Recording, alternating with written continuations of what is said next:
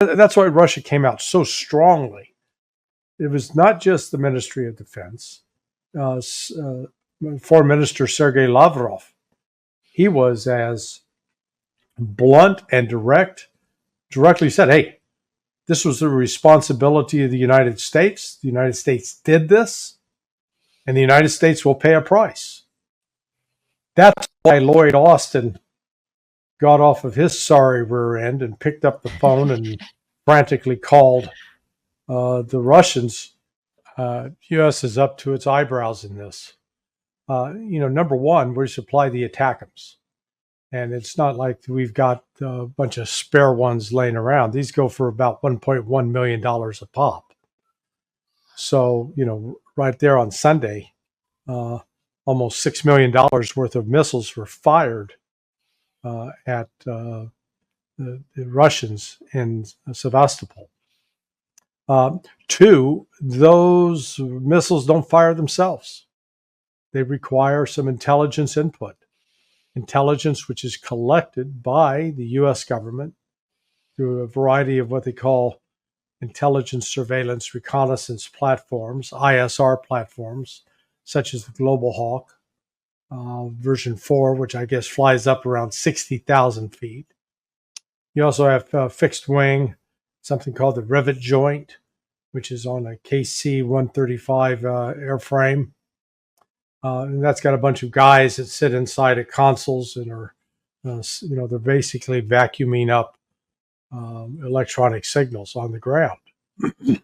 That information is fed down to a U.S. intel station, and then that information's packaged, processed, and then passed to the Ukrainians. And at that point, I'm not sure if it's the Ukrainians who input the data into the system or if it's the Americans. Regardless, this is akin to those parents of that 6-year-old kid up in Virginia, who the kid went to school and shot a teacher. How the hell did the kid get a hold of a gun? Loaded gun, for that matter. Well, in this case, we gave the Ukrainians the equivalent of a loaded gun and directions on how to get to where they wound up. And then we want to pretend, oh, we had nothing to do with it. That's not our fault. Those crazy Ukrainians, they're just doing what they want. No, that's why Russia came out so strongly. It was not just the Ministry of Defense.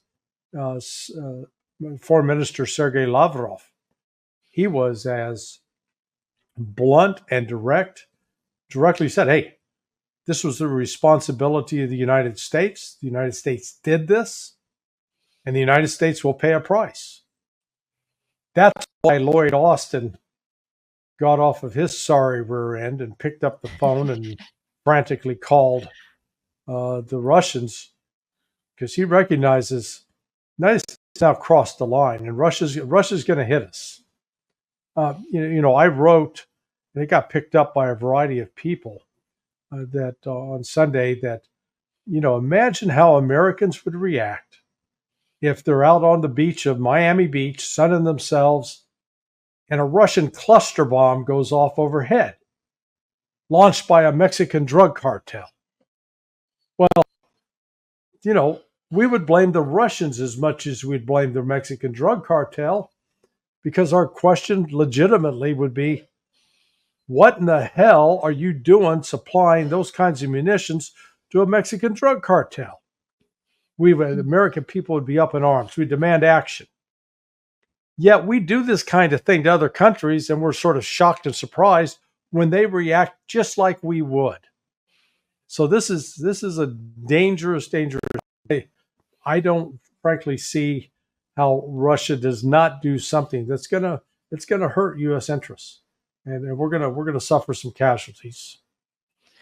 Yeah, and it's so interesting to me. I appreciate that metaphor there because it is a reminder. And the US does this time and time again. I mean, how often do we hear the phrase Iran backed when they're talking about the Houthis or when they're talking about Hezbollah? They make it so that it is so ingrained in your brain to where you don't think about that group without thinking Iran backed. But then when it comes to Kiev, they're like, oh, we just sent them some weapons and whatever happens there happens. Right. But yet when it comes to the US and the rhetoric that they have been putting out there. I mean, the US just authorized Kiev to use some of the Western weapons supplied for its strikes deep in Russian territory during Moscow's new offensive into Ukraine's Kharkov region. And their rhetoric on that has been interesting because at first they were kind of saying, oh, well, we wouldn't allow them to, hit the Kremlin or something ridiculous like that. But then it does make you wonder, okay, this is a slippery slope. Just how far is this going? But what kind of a precedent do you think that policy change set when the US is basically telling Kiev, hey, do whatever you want with our weapons? And as you were pointing out, they are also likely to provide the intelligence for those targets. Well, Monday in Moscow, Sergei Lavrov called Ambassador Lynn Tracy, U.S. ambassador to Moscow, for a chat. And it was more than a chat. I have not seen the transcript, but I've only heard this reported by Alexander Mikuras of the Duran. Lavrov said to Ambassador Tracy, we are, referring to Russia and the United States, we are no longer friends. We are no longer at peace. Didn't say we're at war, but that's the next step. So it was a very tough message. Again, what Lavrov has publicly stated, when you view it from a standpoint of, I used to work at State Department in the Office of Counterterrorism, and even in that office, you had to learn what they call diplomatic speak. Instead of saying they had an argument, they had a frank exchange of views. That where you soften up the language. Lavrov did not soften his language up at all, but directly blamed the United States, attributed that attack to them. So this is, we need to understand that these missiles that we're providing, they're not really long range. They're medium range. They can go maybe 200, 240 miles max. The problem is the targeting. It would be one thing if Ukraine was hitting legitimate Russian military targets, Russian military bases, air defense systems, logistics sites, barracks of troops. The Russians wouldn't be happy about that either, but at least you can justify it as, hey, we're giving Ukraine weapons to defend themselves. But that's not what's going on. We're giving Ukrainians weapons and they're killing civilians. They're deliberately attacking civilian sites.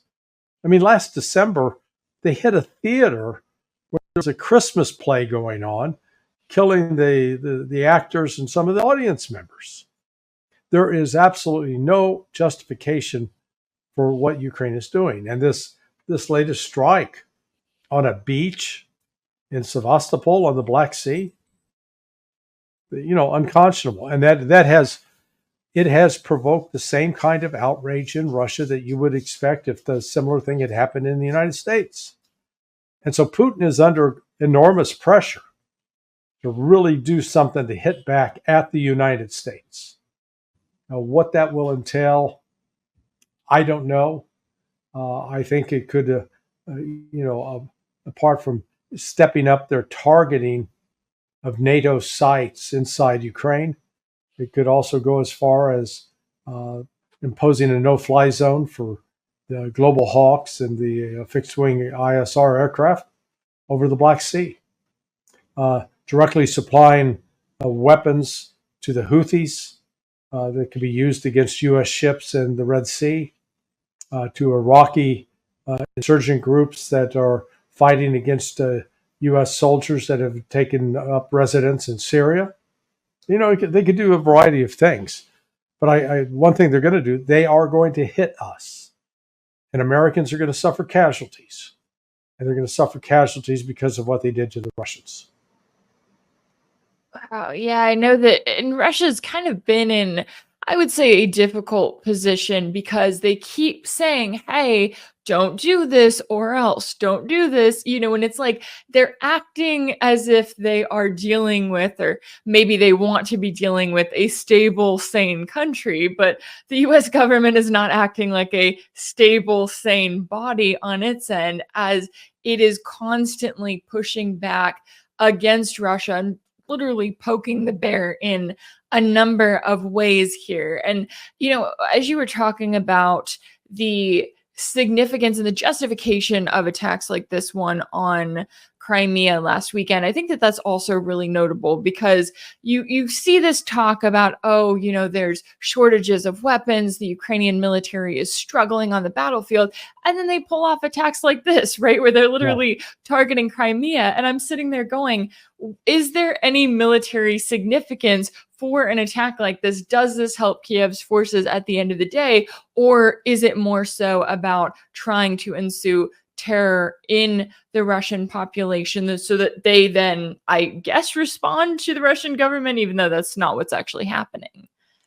Yeah, it looks to me like the Western intent behind this attack on Sunday, as well as the other terrorist attacks that took place in Dagestan, the burning of a Jewish synagogue, the murder of a prominent, venerated elderly priest, they slit his throat, and the ambush of a bunch of police officers.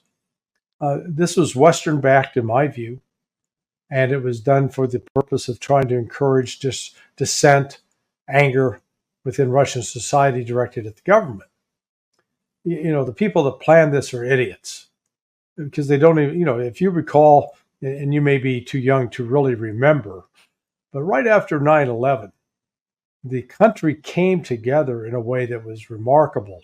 The partisan differences fell away because we'd been attacked. We were angry, and that anger cut through. Didn't matter whether you're Republican or Democrat or Independent, it cut through. It united people. Well, that's happening in Russia. And in fact, when you really go back and look at history, whether it was the Blitz in London when the Germans were bombing the London and the civilians, or when the U.S. 8th Air Force with the Brits, when we were bombing Hamburg and Dresden, what happened is instead of turning those citizens against their government, it strengthens the alliance between those citizens and their government because they're being attacked by an outsider. So this is dumb strategy by the intelligence outfits, one I used to be associated with, and it's counterproductive if Ukraine wants to, quote, defeat Russia. Now they have, candidly, they have no way to defeat Russia. It's not going to happen. It is the end on this is predetermined. It's just a matter of the timing, when. But the United States has embroiled itself in this conflict. We've made ourselves accomplices to a crime. Yeah, that's a great point. And I think that's something that, the US should be keeping in mind. But instead, they seem to be doing almost the same business as usual. As you've got CNN citing anonymous US officials in this recent report claiming that the Biden administration is moving toward lifting a de facto ban on American military contractors deploying to Ukraine, which would allow the Pentagon to provide contracts to American companies for work inside Ukraine. Now, the Biden administration hasn't officially confirmed this. These are just these good old anonymous intelligence officials. But how do you see this? I mean, is this part of making Ukraine the next Afghanistan, or really trying to here? If I'm an insurance company, I'm not providing insurance to those U.S. contracting companies. I'll tell you that, for starters, because, there's going to be some guaranteed payouts on that. I mean, this is insanity. Yeah, put the U.S. contractors in there. They're going to get killed. The Russians will kill them. They don't have any immunity. And the situation is becoming more precarious, not less. Good God. There's I'm from Missouri, and, their expressions like, hey, he got his dander up, which means he's angry. and so the Russians got their dander up, and they are pressing now. It's like with each passing day, the scale and scope of their attacks is increasing. A year ago, the Ministry of Defense for Russia was reporting they were killing about and wounding around 800 Ukrainians a day. That number is now up over 2,000 a day. Just do the math. 2,000 a day in 30 days, that's 60,000 in 3 months. That's 180,000. Wait a second. They can't sustain that kind of loss because they're not a country which has unlimited supply of young men. And they're already grabbing guys as old as me and trying to force them to the front. So it's just, it's an unfolding debacle. And, we in the West, part of the reason we do this, we make money off of it. That's profitable. Raytheon, General Dynamics, like the Lockheed Martin in particular, they're raking in the cash. We never pay, we've never really paid a price for war except during the Civil War. And what I mean by that is where a significant number of the population experienced the loss of a loved one in combat. We like to think in World War II that we suffered a lot. We had total worldwide for both Europe and the Pacific, around 460,000 fatalities, KIA. Well, when you work that out, compare our population at the time, it was about 150 million, 160. That works out that for every 100 people, 20% of one person was killed. Compare that with Russia. During that same war, they lost 16 of 100. Big difference. And my point is that if you as a country have experienced the loss, the huge human loss, not to mention some of the economic costs, you're going to shy away from war. And that's one of the reasons we've been so war crazy, I would argue, over the last 60 years. We do Vietnam, we just lost 58,000. And those who lost loved ones in that battle, they'll be angry with me. How dare you disrespect their memory? But hey, we get that many killed in traffic accidents every year, okay? So, yeah, 58,000, tragic. We lose that many in traffic accidents. We don't stop driving the damn cars. And hey, we're losing 100 million or 100,000 plus from fentanyl and drugs. Nobody's hit the brakes. So what's a few thousand? We lost 4,000 in Iraq. No big deal. Yeah. Ignoring the actual human cost of those soldiers who went over there, the ones who came back wounded, the ones who lost legs and arms. I sit on the board of a charitable foundation called Combat Soldiers Recovery. And what they do, I didn't realize this until I got associated with the board, every U.S. soldier that's wounded overseas goes back to, say, Walter Reed there in Bethesda, used to be called Bethesda Naval Hospital. But they get a point where their treatment is done and they're put in like a residence and they're on their own. They got their own expenses. They have to buy their cleaning supplies. The United States government doesn't take care of them.